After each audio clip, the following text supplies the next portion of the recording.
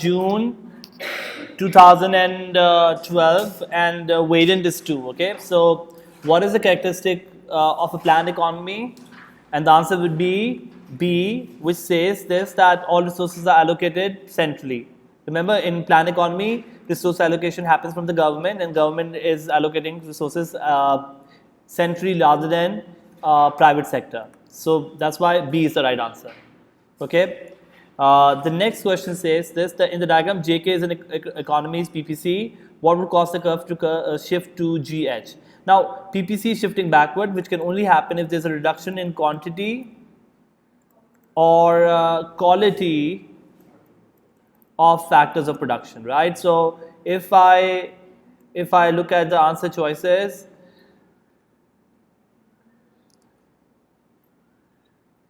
A says a decrease in innovation. Innovation decreasing basically means the rate at which innovation is happening, innovation is taking place, is going down.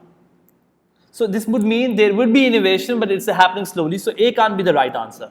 It has to be a decrease in the quantity or quality of factors of production. So A can't be the right answer.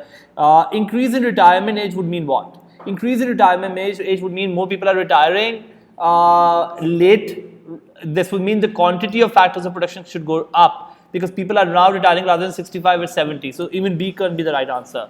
The next thing says an increase in price of energy. C makes more sense. Let me tell you why C is the right answer and not D. D says an increase in unemployment rate. If the unemployment rate goes up, then you move from, let's say, point X to point A or Y. Make sense? Unemployment is shown by not a shift of the curve, but a movement from the point on the curve to a movement in the point inside the curve. Okay? Shift doesn't happen in unemployment. Why is C the right answer? We know through our inflation chapter as well that energy is an important good. If energy becomes expensive, all sectors will feel that the cost is going up, and therefore it can reduce the quantity or quality of factors of production. The resources are basically becoming reduced, and that's why probably energy prices are going up. So C is the right answer for this one. Okay.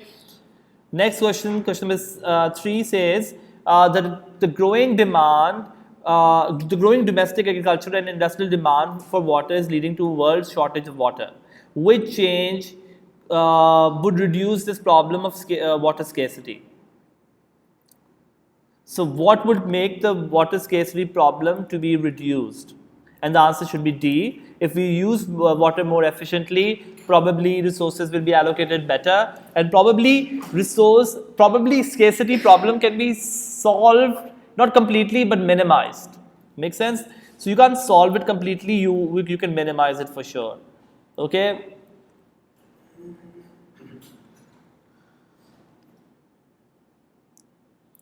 Okay. What is considered as money if money is defined as anything which is always acceptable when paying for goods and services?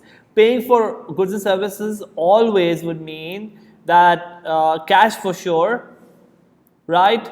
Always acceptable, but checks and credit cards may not be always acceptable, right? You can go to a small vendor who might say, I'm not accepting credit cards or checks. So C is probably the best answer.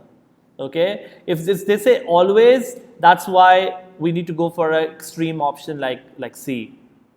Okay, is that fine? So C for 4. What is a market demand curve? Market demand curve is a demand curve which is the sum of all the individual demand curves. Isn't that true? It's a horizontal summation. So B is the right answer, the total sum of individual demand curves for a product. Okay, please stop me if you have a question. If anything doesn't make sense. Okay, 6. The table shows a shortened supply schedule for 3 firms, X, Y, and Z, which comprise an industry. So you can look at this. If I could sort of horizontally sum it up, that's 100. This is 200. This is 200 plus 150, right? Which would be 350, and so on. So which is the point on the shortened supply curve? Well, at price 3, the total is 350. So I'm going to go for B, horizontal summation. Make sense? The diagram shows the relationship between total expenditure and the price of 3 products. So expenditure basically means price times quantity is your expenditure. Okay. Now, which curve represent the products with price elastic and unitary? Unitary is simply your total revenue or expenditure remains unchanged. So no matter what the price, 1 is definitely PED equals to 1. Why? Because no matter what the price, expenditure is unchanged. So fixed expenditure. So this makes sense. C is the right answer. But let's look at whether elastic will give you the same thing. For elastic, we know this. When the price goes up, total revenue should go down. And that's exactly what is happening in 3. As the price goes up, your expenditure is going down. From, let's say, expenditure E1 to E2. Expenditure is going down. Make sense? So that's why C is the right answer. For elastic goods, price goes up, total revenue or expenditure goes down. That's exactly what happened. For a unitary good, unitary elastic good, total expenditure remains unchanged. Make sense? What would be the graph for 2? What is elasticity for 2? When the price goes up, expenditure goes up, it has to be inelastic. Price goes up, expenditure goes up, inelastic. They're not asking that, but we should know. Okay? 7 would be C. Now this is an important question to remember. This is something which can come a lot often. It's a bit complicated, but let's look at this. We might have done this in class, but let's look at how to find out. They give you prices of X and quantity of X as well as quantity of Y. Okay, they're saying what is the elasticity of demand for Y with respect to price of good X. So I'm going to look at price of X. But remember, XCD formula is percentage change in Q quantity over percentage change in price of. So this is XCD of Y. So I'm going to write price of X. Okay, so price of X is changing by, if I go from 8 to 10, 10 minus 8 over 8. Can we have calculators out? 10 minus 8 over 8 is 2 over 8 is 20%, if I'm not mistaken. 25%. 25%. Makes sense? So my prices is going up by 25%. What's the change in quantity? 30 minus 20 is 10. 10 over 20 is 50%. So my XCD would be 50% when I go from 8 to 10. Quantity goes from 20 over 25%. What is that equal to? 2. So one of the values is 2. But there is a range given. So I'm going to do this. I'm going to first of all find out, I found out my price rise. I'm going to now find out my price fall. Let's say price goes down from 10 to 8. I know the quantity goes up, or rather quantity goes down from 30 to 20. Right? So what is this? I'm going to say 8 minus 10, now new minus old over old times 100. What is that going to be equal to? This is 20%. And what is this going to be equal to? 20 minus 30 over 30 times 100. It's 33%, 1/3 or 33%, right? So my XCD is going to be 33% over 20%, and that is equal to, anyone calculator? 1.65 or 66, so C is the answer. So what we've done here is, first of all, we found out the XCD for a price rise. Okay, price rise की निकाली पहले हमने. We found out for price increase. We found out the XCDs too. Okay, but then we found out the XCD for price fall. Price fall means 8 से 10 गया, price went from 10 to 8, and the quantity went from 30 to 20. So I found out both the values. This is keeping price of the other good constant, right? When you find XCD, you find out the price increase for one good with respect to the changing quantity for the other good. So they are asking us what is the cross elastic demand for good Y. By the way, if you find out this thing from 8 to 10, 16 to 20, you get the same answer. Does that make sense? You don't need to do it. I'm saving your time. Basically, if you say what is the value of XCD when you go from 8 to 10 and the quantity goes from 16 to 24, the answer will be 2. What is the value when you go from 10 to 8 and when quantity goes from 24 to 16, the answer will be the same, which is going to be 1.66. They just made it complicated for us. Remember one thing, when they give you a range, it's always good to, and if you are confused, if there's an overlap of a range, then always find price increase and price fall. Use a calculator so you don't get the things wrong. Okay, is that fine? Are we good with this? Try it at home, but this is how it will happen. Go from 8 to 10 and you get a value of 2. Go from 10 to 8 and you will get a value of 1.66, and that's where the range or C would be the right answer. Are we good? Okay, do it at home, you will figure out the right answer. Okay, the table shows the demand and supply curve for a commodity before and after a specific tax is removed. What is the tax per unit of output and what is the price after the removal of, so when you remove the tax, the supply curve will shift to the right. Isn't that true? What's the tax? The tax is the vertical distance between the two supply curves. So my tax is 8 minus 2, which is going to be $6. So my tax is $6 per unit. When you remove the tax, supply curve will shift to the right. What is the price after removal of tax? This is my new supply curve. Let's call this S dash. And my demand curve is this, which means the price is 6.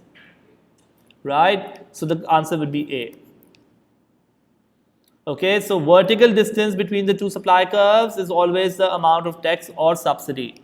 So this is my supply curve, so that's why I chose this distance 8 minus 2, which is equal to 6.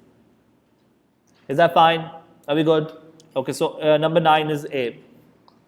Number 10, the demand for a good falls at the same time as its cost of production decrease. So demand for the good is falling, okay, at the same time its cost of production is decreasing. So if this is my price P naught and the quantity is Q naught, demand is decreasing. What would be the combined effect of these changes to the price? So demand is decreasing, okay, at the same time cost of production is decreasing, supply is rising. Okay, what would be the combined effect? Well, demand decreases and supply rises, quantities supplied should be uncertain. What about price? Why would the price decrease? Because when the supply goes up, price decrease. When the demand goes down, price decrease. So both factors, demand going down will cause the price to decrease, supply going up will cause the price to decrease. So therefore, price should definitely decrease. Make sense? So that's why quantity will be uncertain, because one factor is making the quantity to go up, another factor is making the quantity to go down. Ultimately, the magnitude of the two quantities will matter. Make sense? That's why the right answer would be B in this case. Okay, the diagram shows a change in demand from D1 to D2 and a change in supply from S1 to S2 for 4 different goods. Okay, which diagram illustrates the good for which additional new uses have been found, which means demand will go up if there are new uses have been found, and which receive an increase in subsidy, which means supply also goes up. Because subsidy results in supply to go up and new users would mean demand will go up. So demand goes up, supply goes up, I'm looking at C as the right answer. Make sense? So 11 would be C. Should I explain it again? Who's asking? See, if there are new users found, so demand goes up. Make sense? At the same time, government is giving us subsidy, so supply goes up. Subsidy results in supply curve to shift to the right. Okay, so we're looking at demand going up, supply going up, C would be the right answer. The table shows the maximum amount 3 consumers would be willing to pay. So this is the maximum they're willing to pay. Okay, and then they're saying assume they share the tax fare as shown in the table below. So they're sharing it like here in this manner, which shows how much they should each pay so that they obtain the same consumer surplus. What's the formula for consumer surplus? What amount we are willing to pay? Willing to pay minus what they actually pay. Now the question is saying this, that you are making consumer surplus to be the same for all these 3 people. So if I look at the answer choices, let's say look at D. In D, if let's say this is what they're paying, so Jane paid $6, so her consumer surplus is going to be 10 minus 6, which is going to be 4. And Sarah paid 4, which means 8 minus 6 is going to be 8 minus 4, sorry. 8 minus 4 will be again 4. And Yasmin pays $2, which means 6 minus 2 would also be 4. So ultimately, if this is what they are paying, the consumer surplus will be the same, which is what they're saying, the same consumer surplus. Got it? So D is the right answer. Are we happy with D? Yeah. The diagram shows the demand and supply curve for parking spaces in a hospital car park. The manager decided to rely on price mechanism, which means where demand and supply would meet, so the price will be P. Okay, what is required for this to work? Answer would be the price charged for parking spaces must be OP. If you allow the market to operate freely, this means where the demand and supply would meet, so D would be the right answer. Got it? The others won't make sense because they're saying that you're making the price mechanism to work, which means you should be charging where demand and supply meet, which is P. So you should directly the capacity of the car park. Why? So that the supply increases. If the supply is fixed, so there's no problem. If you increase capacity, supply curve will shift to the right, and then parking price may go down, but it doesn't have to do anything. The supply is fixed. Let's say only 100 cars can be parked, and as a result of that, the price is $10. Whoever can afford it will get this parking. These guys can't afford it; they won't get the parking. The guy is using price mechanism, so that doesn't make sense. So D is the right answer for 13. Okay.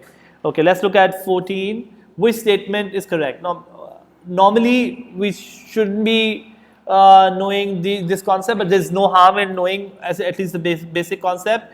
Normally we know this, that social cost is equal to private cost plus external cost. Social benefit is equal to private benefit plus external benefit. Okay, so external cost therefore equals social cost minus private cost. So A makes sense. Okay, and just to do more, a bit more, net social cost or net social benefit would be social benefit minus social cost.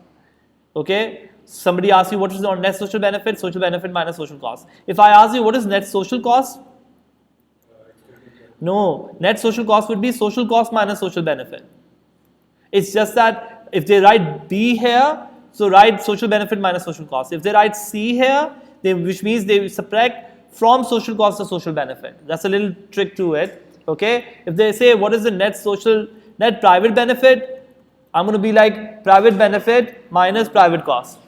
Make sense? What is the net private cost? I'm going to say private cost minus private benefit. Okay, so that are different variations that can come. 14 is A therefore. 15. In deciding whether to invest in a new project, what would be taken into account? Well, cost-benefit analysis is not really in our AS syllabus anymore, but basically the answer for this is consumer surplus, and the reason is consumer surplus is basically what people are willing to pay minus what they actually pay.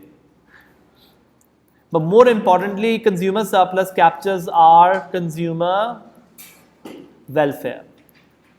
So if the government does care about using cost-benefit analysis, it will look at your consumer surplus or consumer welfare because they want to know how it will benefit you. Nonetheless, something I'm going to skip right now because we'll discuss more of this in A2. Okay. Why does the production of public goods have to be financed by the government? This can be part of our syllabus because we need to know the basic definition of public goods and private goods and all that. What's the problem with public goods? Public goods' biggest problem is they are non-rival, which means consumption by one person will not leave less for another, and they're also non-excludable. Those who pay versus those who do not pay, we can't exclude them. So they're non-rival and non-excludable. So in this case, the answer would be B. People are able to consume public goods without paying for them, which is basically one of the problems that happen with non-excludable, because non-excludable will also mean a free rider problem. People will be getting the good without paying for it. They'll be like, if I can get the good without paying for it, then why pay?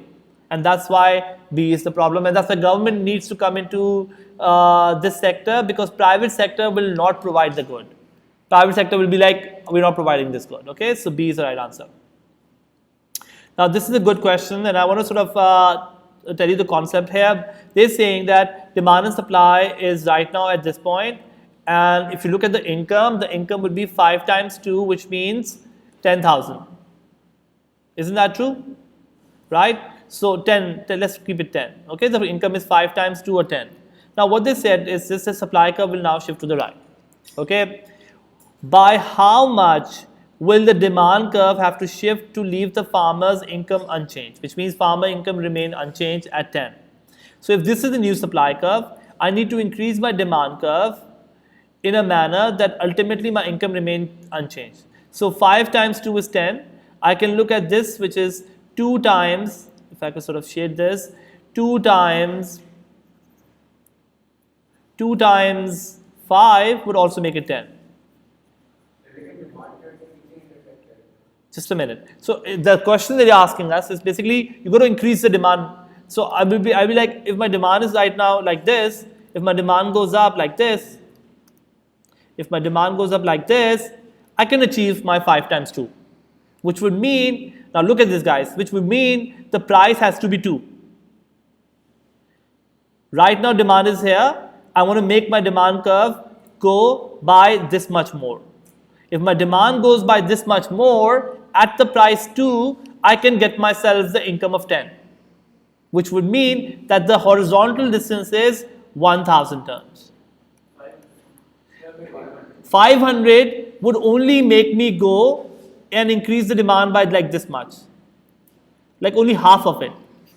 Always remember, look at the horizontal distance that you need to achieve.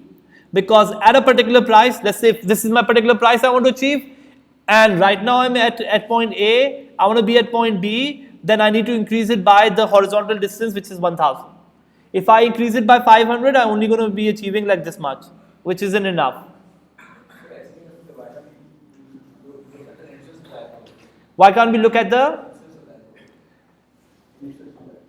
Because initial supply curve is history. But initial supply curve is history. You need to look at the new demand supply curve because the supply curve has changed to S2. What I'm trying to tell you, a rule which comes a lot often is this, that whenever they give you a particular price and they say by how much should the demand go up or supply go up or supply go down or demand go down or whatever, you always look at, for a particular price, you look at the horizontal distance. And this is a rule that comes a lot often, so you need to remember that. And this case, the horizontal distance is not 500 but the whole 1,000. Okay? Are we all good? Is that fine? Okay. In the diagram shows the market for spectacles. Initially, the market equilibrium is at P0 and the quantity is Q3. The government then sets a maximum price Px. Maximum price above equilibrium, will it work? No. And they also set a minimum price PM, which is below equilibrium, which will also not work. So in other words, maximum price will be ineffective, minimum price will be ineffective, and that's why D is the right answer. We will leave the quantity bought and sold unchanged. Okay, a country has a comparative advantage in producing spices. Why may it choose not to specialize? Well, it may choose not to specialize if there's a very high transportation cost. Number one, it may also choose not to specialize if there are too much of trade barriers. Remember, some of the limitations of comparative advantage is that it ignores transportation costs. It also ignores trade barriers. And that's why B, which says what? There are high tariff imposed by other countries, will be the right answer. And the reason why C is not the right answer is that if there's low cost of transporting spices, then you would want to trade. Right? So that's why C is wrong. So B is the right answer, because one of the things with comparative advantage theory is this, that they do not take into account these things which can actually eliminate comparative advantage. Okay, the diagram shows the production possibility curve for two countries, X and Y. So look at this. Right now your PPC is X1 and your Y PPC, country Y's PPC is this. Are they parallel? If they are parallel, X1 is parallel to Y, one would argue trade won't take place. But they said this in the question that a decrease in productivity make the x1 go to x2. So now we are at x2, right? Which would mean now they are not parallel anymore, they are non-parallel, which means trade should take place because there is a comparative advantage. What's the comparative advantage? I'll say 40 of R, so this is for country X. 40 of R is equal to 50 of M, or 1 R is equal to 5 by 4 M. For country Y, it's going to be 30 of R is equal to 90 of M, or 1 R is equal to 90 over 30 is 3M.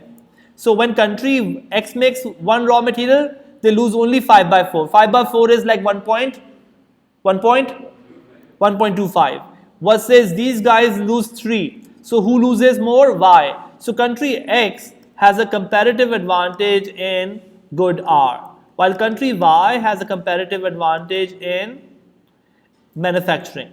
So country X should export raw material, after specialization should export raw material and import manufactured goods, which is why A is the right answer, because country X has a comparative advantage in the production of raw material. So X should focus on raw materials and therefore export it after specialization and then import manufactured goods.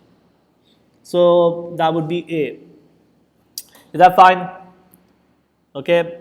21. Which statement about the impact of a tariff and quota is correct? Now we did this in our class as well. A tariff actually results in government to earn tax revenue. So let's read this answer choices. A tariff leaves the quantity of import unchanged. No, it should lower the quantity of import. So A is wrong. A tariff raises government revenue. Yes, this is true. And quota benefits the seller of the import. That is also true. Remember, in a quota, the price goes up for the imported good, and as a result of that, the importer, who's the lucky importer, may benefit, and that's why B is the right answer.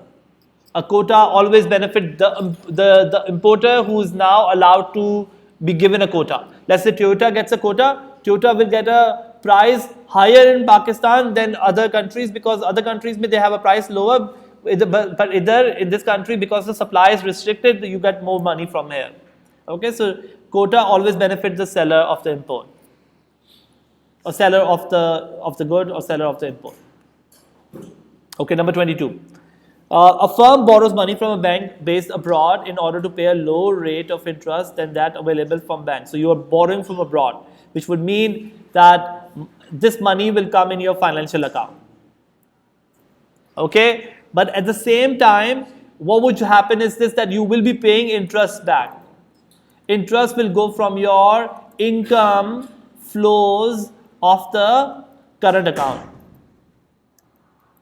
So your current account will show an outflow, subsequently it will show an outflow, but financial account will show us a surplus when the money comes in. So what part will get affected? C, which means financial account will show a surplus in terms of money coming in from the international bank, and later on when the firm pays interest, that will go from the income section of the current account.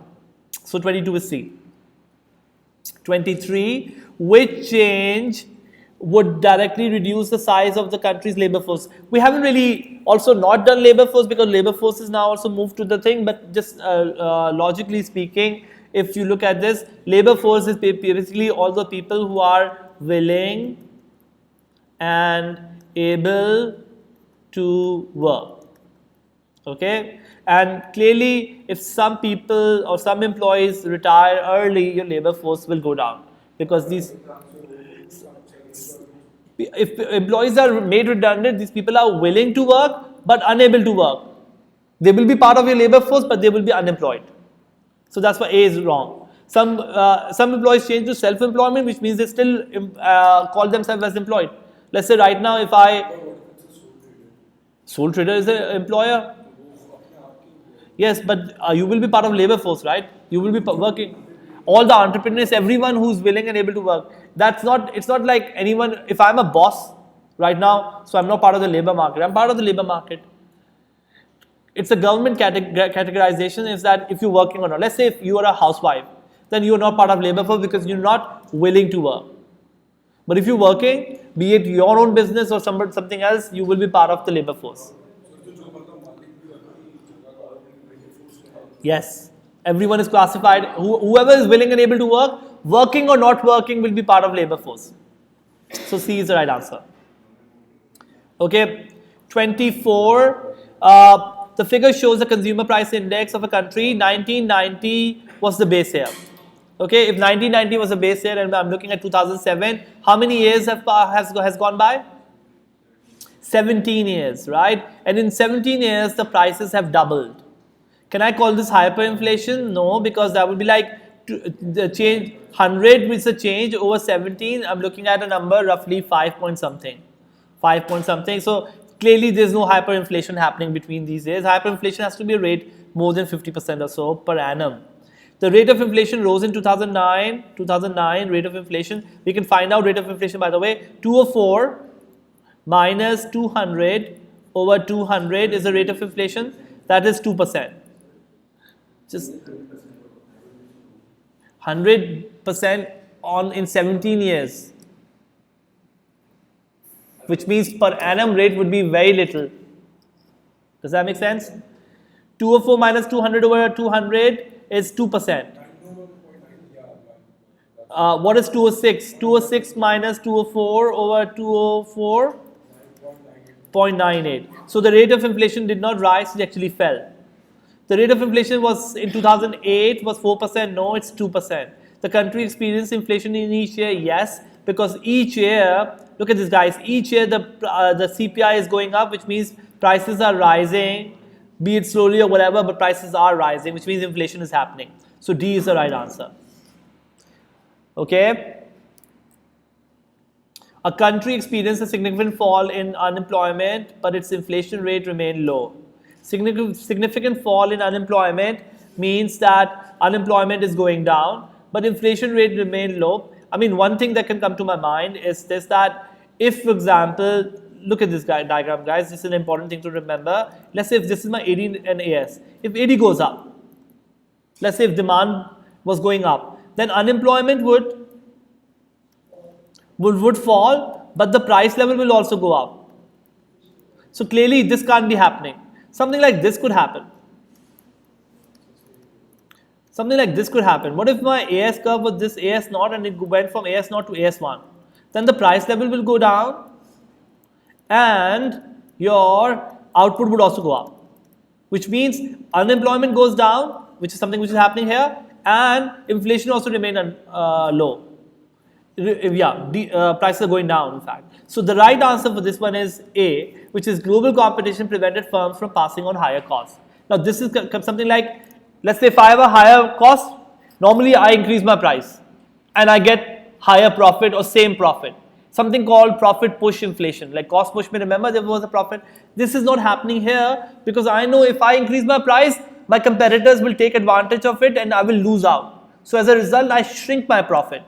I lower my profit in order to compete, and this will mean that I'm not going to have, there will not be any profit push inflation.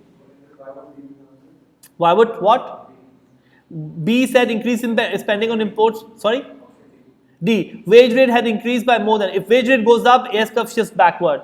Unemployment would not go down. It's going to be cost push inflation. So D is wrong because of that. Low level of spare capacity means that this is low level of spare capacity means AS curve is shifting upward. Because if there was low level of high level of spare capacity, then AD goes up, prices won't change. Sir, if you have higher costs, won't you be laying off employees? No. Why would you be laying off employees? You will only lay off employees if people are not buying your goods. But if you lower your profit, that won't be a problem.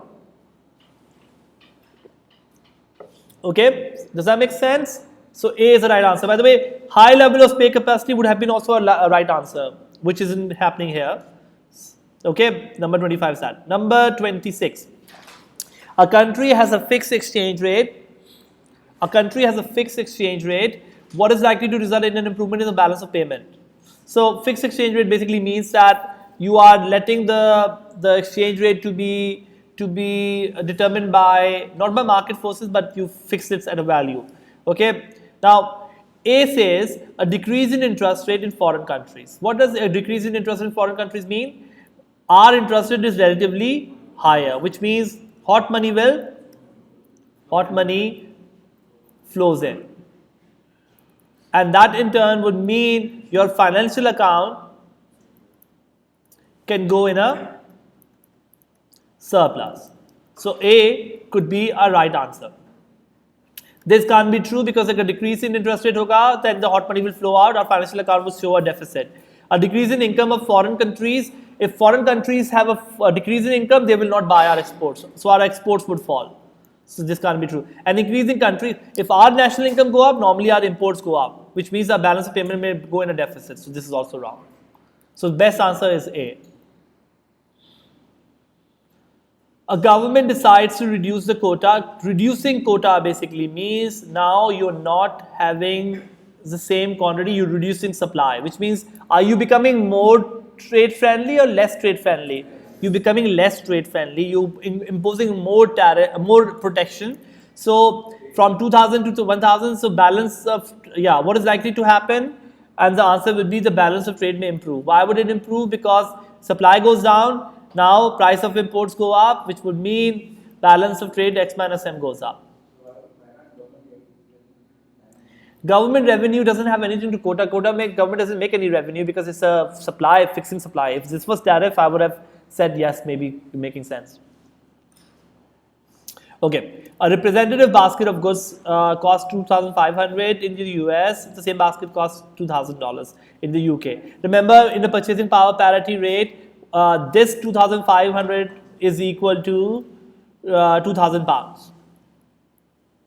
Or I could say this, 2,500 divided by 2,000 is how much? Sorry? 2,500 divided by 2,000 dollar is equal to £1, or £1 is equal to $1.25. The purchasing power parity rate is $1.25 is equal to £1. We have a basket, we compare the prices of the basket, and we figure out the purchasing power. Number 29. In the diagram, D1 and S1 are initial demand and supply curves. What will cause the demand curve to shift to D2? Demand curve is increasing, supply curve will shift to S2. Remember this, that if both demand and supply are changing, there could be two factors, either interest rate or inflation, commonly found. So, decrease in UK interest rate would not cause the demand to go up. So that can't be true, because remember, we're looking at UK, we need something which can make the demand go up. A is, okay, let's look at A, because A is depreciation of the pound sterling, but that would basically mean if it's a fixed ER. So demand supply both are changing, so it doesn't really make sense. An increase in the price level of other countries would mean prices in our country are relatively low, which means prices are low, which means inflation is low. If inflation is low in our country relatively, exports are cheaper, imports are relatively expensive, exports will be cheaper, demand for the currency will go up. Imports will be expensive, which means we will buy less of imports, so supply of pounds will go down, which means C is the right answer. Remember that lower inflation in our country or interest rate. So this is an inflation case. Supply would go down because now our country's individual will buy less of foreign goods. If they're buying less of foreign goods, they supply less of our currency, so supply will fall. And foreigners will buy more of our country's goods because our inflation is lower as compared to their inflation. The currency of a country is fixed by the central bank at a certain value. In other words, its exchange rate is fixed. If currency devaluation is not possible, so you can't devalue, which policy might be used to reduce current account of the balance of payment? Normally, in this case, remember, if you have a deficit, you can use expenditure switching or expenditure dampening. We can't do expenditure switching because they say devaluation is not possible. So we can do expenditure dampening, which is monetary policy or fiscal policy. In fact, I could do this. Either I can increase my taxation or reduce my government expenditure, or I can increase interest rate. So best answer would be D, decrease public expenditure, which means decrease government spending. You can't decrease tax rate, you need to increase tax rate. You can't do this because import, you can't decrease the tariffs on import, you may need to increase the tariffs on imports. You can't decrease interest rate, you may need to increase interest rate. So best answer is D, which is decrease in public expenditure, which means government expenditure is going down. Okay, so that's it for this paper.